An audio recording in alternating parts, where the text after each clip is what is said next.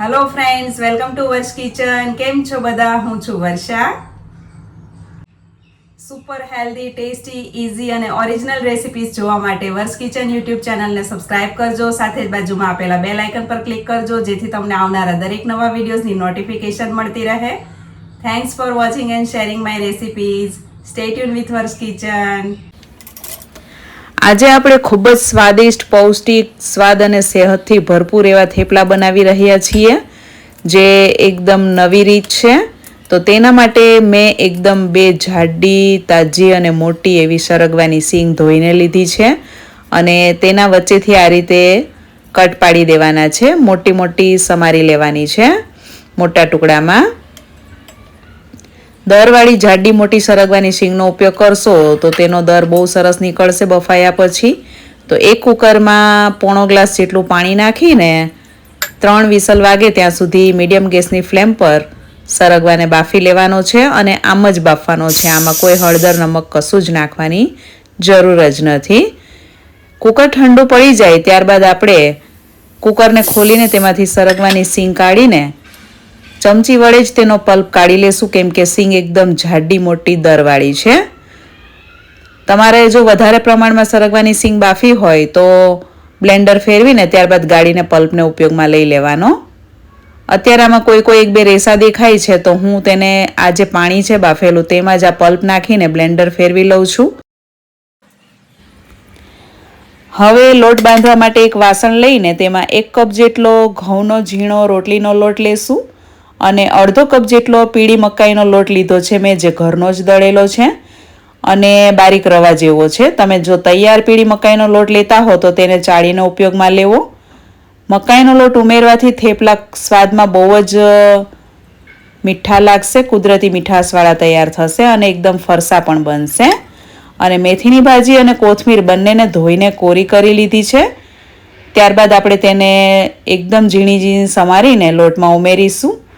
ભાજીઓ ધોઈને કોરી કરીને ત્યારબાદ સમારીને ઉપયોગમાં લેશો તો આમાં આપણે પાણી સરગવાનું જે છે તે બધું વાપરી શકીએ લોટ બાંધવામાં. એટલા માટે ભાજીઓ મેં કોરી કરીને લીધી છે.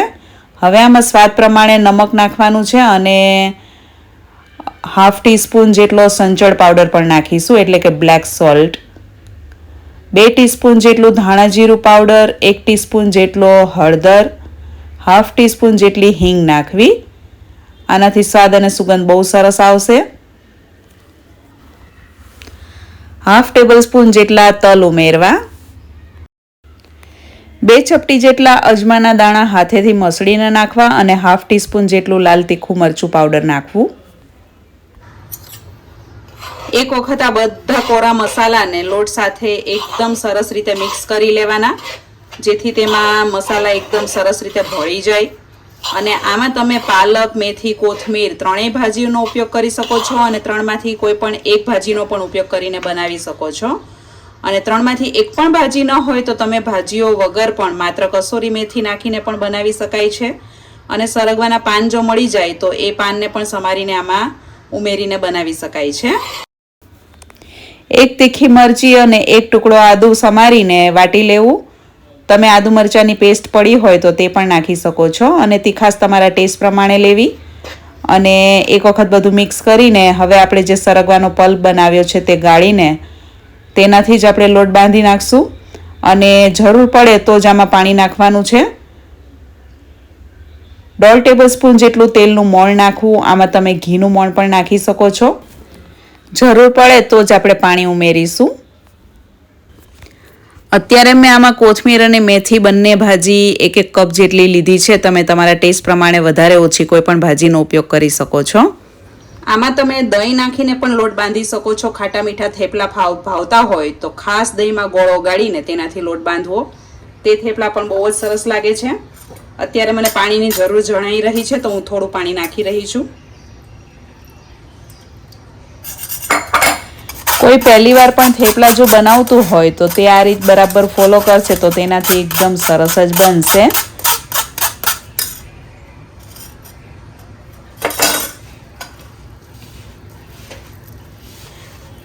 ભાજીઓ તમે ધોઈને તરત ઉપયોગ કરતા હશો તો સરગવાના પલ્પથી લોટ બંધાઈ જશે, કેમ કે ભાજીમાં પાણી હોય જ છે. તો તમારે એક્સ્ટ્રા પાણી નાખવાની બિલકુલ જરૂર નહીં પડે. જરા પાણીની જરૂર પડે તો નાખીને રોટલીની જે કણક હોય તેના કરતાં જરા કડક એવો લોટ બાંધવાનો, થોડો સોફ્ટ, મીડિયમ સોફ્ટ લોટ બાંધવાનો, કેમ કે આમાં આપણે મકાઈનો લોટ પણ નાખ્યો છે. તો થોડો સોફ્ટ લોટ બાંધશો ને તો થેપલા વણાશે સરસ રીતે, નહીં તો એકદમ જ તેની કિનાર ફાટી જશે. એકદમ સરસ સોફ્ટ, મીડિયમ સોફ્ટ લોટ બંધાઈ ગયો છે અને આપણે આને 10 મિનિટ રેસ્ટ આપીશું ઢાંકીને.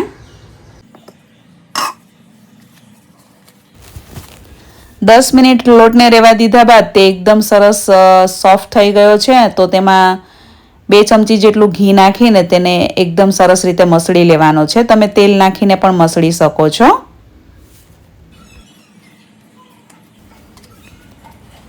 હવે આપણે એક સરખા તેના લુવા બનાવી લેશું અને નાના મોટા તમારે જે પ્રમાણે થેપલા બનાવવા હોય તેટલા લુવા એ પ્રમાણે બનાવવા. મીડિયમ સાઇઝના 15 થી 17 નંગ જેટલા થેપલા બનશે અને નાની સાઇઝના 20 જેટલા થેપલા તૈયાર થશે. અત્યારે તવી એકદમ સરસ તપી ગઈ છે તો હું ગેસની ફ્લેમ એકદમ ધીમી કરીને ત્યારબાદ હવે થેપલા વણવાની શરૂઆત કરું છું. રોટલીનો ઘઉંનો લોટ જે હોય છે તે જ અટામણ લેવું અને અટામણ બહુ ઓછું લેવું પડશે. લોખંડની તવીમાં થેપલા શેકશો તો તે થેપલા સ્વાદમાં બહુ સરસ એવા તૈયાર થશે. અને ગેસની ફ્લેમ અત્યારે મેં ધીમાથી મધ્યમ રાખી છે. એક સાઈડ સરસ શેકાઈ જાય ત્યારબાદ તેને પલટાવીને ત્યારબાદ જ તેમાં તેલ લગાડવું. તો આ રીતે તવેથા વડે તેલ નાખતું જવાનું અને શેકતું જવાનું છે. બહુ ઇઝીલી શેકાઈ જશે ને આપણે પતલા થેપલા રાખ્યા છે એટલે ફટાફટ શેકાશે. અને ગેસની ફ્લેમ મેં અત્યારે ધીમી જ રાખી છે, ધીમાથી થોડી વધારે રાખી છે એટલે એકદમ સરસ શેકાઈ, ડિઝાઇન સરસ પડે. જુઓ તમે કેટલી સરસ ડિઝાઇન પડી છે. અને આને તવેથાથી દબાવીને નહીં શેકવાના. એ રીતે જો તમે પ્રેસ કરીને શેકશો ને તો પણ એ થેપલા ચવડ થઈ જશે. તો એની જાતે જ ડિઝાઇન પડે એવા થેપલા એ રીતે જો શેકશો ને તો એ થેપલા બિલકુલ સોફ્ટ બનશે અને ફરસા તૈયાર થશે, બિલકુલ ચવડ નહીં થાય. જુઓ તમે કેટલું સરસ શેકાઈ ગયું છે. અને થેપલા જેમ જેમ શેકાતા રહે તેને આ રીતના એક કાણાવાળી જે પ્લેટ હોય એની ઉપર મૂકતા જવાનું, એટલે નીચેથી ગરમ વરાળ નીકળતી જશે ને એટલે થેપલામાં પરસેવો નહીં વળે અને એ થેપલા ભીના નહીં રહે. રાખી અને બહુ ધીમી પણ નથી રાખી. આ રીતની ફ્લેમ રાખીને થેપલા શેકશો તો એ થેપલા એકદમ ફરસા સોફ્ટ તૈયાર થશે. અને તવેથાથી બિલકુલ પ્રેસ કરીને નથી શેકવાના. આ ખાસ ટિપ્સ છે. જો તમે આ રીતે તવેથાથી દબાવીને શેકો ને તો એ થેપલા ચવડ થઈ જતા હોય છે. આ એની જાતે જ જે આ ડિઝાઇન પડે છે ગુલાબી બ્રાઉન કલરની, એને કારણે જ થેપલા એકદમ સોફ્ટ થાય છે. તમે જો આ રીતે તવેથાથી ઘણા લોકો પ્રેસ કરીને શેકતા હોય છે તો એવા થેપલા એકદમ ગરમ ઉતરે ને ખાવાના હોય ને તો જ મજા આવે છે. ઠંડા થયા બાદ એ થેપલા એકદમ ચવડ થઈ જતા હોય છે. આ એની જાતે જ જુઓ તમે ડિઝાઇન એકદમ સરસ પડી રહી છે. આપણે એને બિલકુલ તવેથાથી પ્રેસ નથી કર્યું. અને આ થેપલા ખાવામાં ઠંડા થયા પછી પણ એકદમ સોફ્ટ લાગશે, બિલકુલ ચવડ નહીં થાય.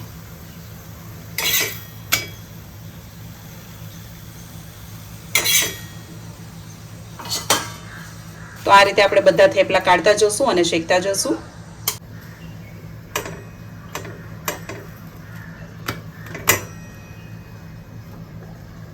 અને આમાં આપણે મકાઈનો લોટ ઉમેર્યો છે એટલે થેપલામાં તરત જ આ રીતની લાલ દાજ પડી જશે. એટલે ગેસની ફ્લેમ ધીમીથી મધ્યમ રાખવી ખૂબ જ જરૂરી છે. મધ્યમથી વધારે ફ્લેમ નહીં જ રાખવાની, નહીં તો થેપલા એકદમ કાળા દાજી જશે. અને આ રીતે એક બાજુ શેકાય ત્યારબાદ જ તેલ લગાવીને પલટાવીને બીજી સાઈડ તેલ લગાડવાનું, એટલે એકદમ સરસ રીતે શેકાય અને એકદમ સરસ ડિઝાઇન પડશે. આ રીતે હળવા હાથે તવેથાથી તેલ ફેલાવી દેવાનું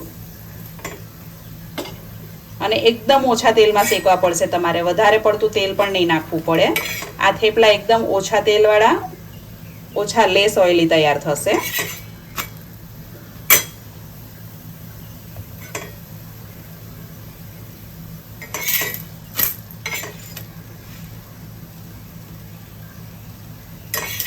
40 સેકન્ડ જેટલો સમય લાગશે આ થેપલાને શેકાતા, કેમ કે એકદમ પતલા વણેલા છે.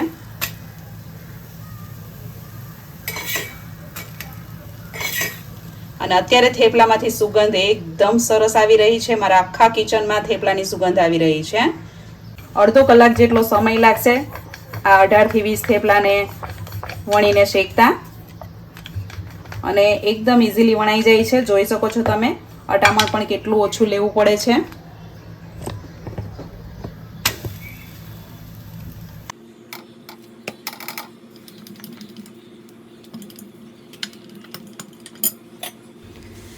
તમે માત્ર ઘઉંના લોટના થેપલા બનાવશો તો પણ તે એકદમ સોફ્ટ જ તૈયાર થશે અને મકાઈના લોટને કારણે થેપલાની મીઠાશ વધી જાય છે.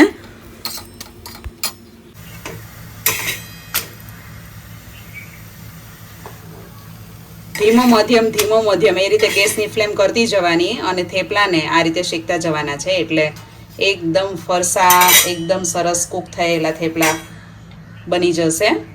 અને આ થેપલા પણ તમે 2 થી 3 દિવસ સુધી આરામથી સાચવી શકો છો અને ટ્રાવેલિંગમાં જતા હોય તો પણ લઈ જઈ શકો છો. આપણે શેકવામાં પણ તેલનો એકદમ જ ઓછો ઉપયોગ કરી રહ્યા છીએ.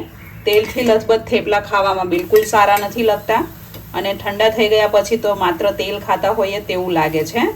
તો બને એટલો તેલ ઓછું લગાડીને જ થેપલા શેકવા, તો એ થેપલા સ્વાદમાં બહુ જ મીઠા લાગે છે. ઓઇલી થેપલા ટેસ્ટમાં બિલકુલ સારા નથી લાગતા.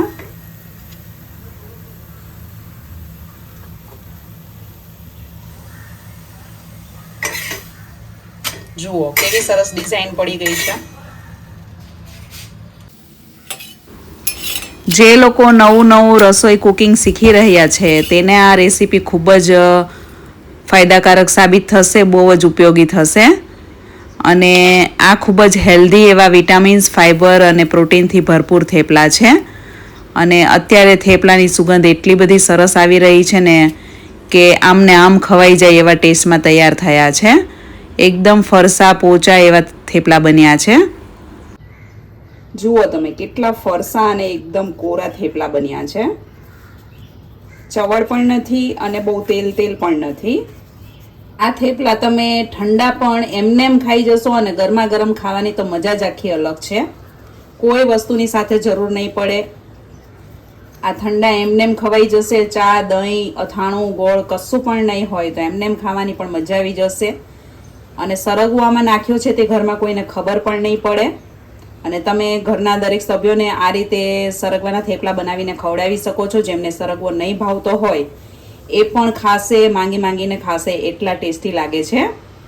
સરગવાનો પોતાનો કોઈ ટેસ્ટ નથી હોતો અને આપણે આમાં મેથીની ભાજી પણ નાખી છે એટલે એક્ઝેક્ટ મેથીના થેપલા હોય એવો જ એનો ટેસ્ટ લાગે છે.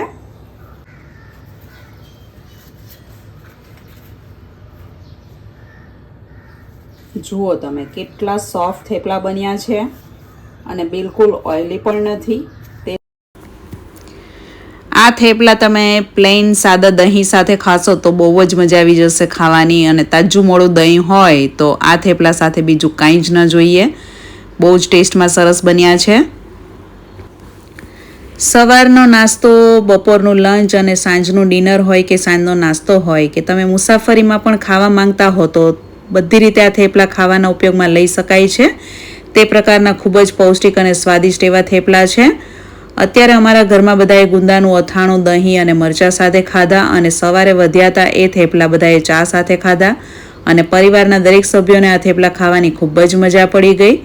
તમે કેવા પ્રકારના થેપલા ખાવાનું પસંદ કરો છો અને તમારામાંથી કોને કોને થેપલા ખૂબ જ ભાવે છે તે લોકો મને કમેન્ટ્સમાં જરૂરથી જણાવે. તમે કેવા પ્રકારના થેપલા ઘરે બનાવો છો તે પણ મને કમેન્ટ્સમાં જરૂરથી જણાવજો. અને તમને જો આજની આ રેસીપી ગમી હોય તો વિડીયોને લાઇક અને શેર કરજો અને ચેનલને સબસ્ક્રાઈબ કરજો. Thanks for watching and stay healthy.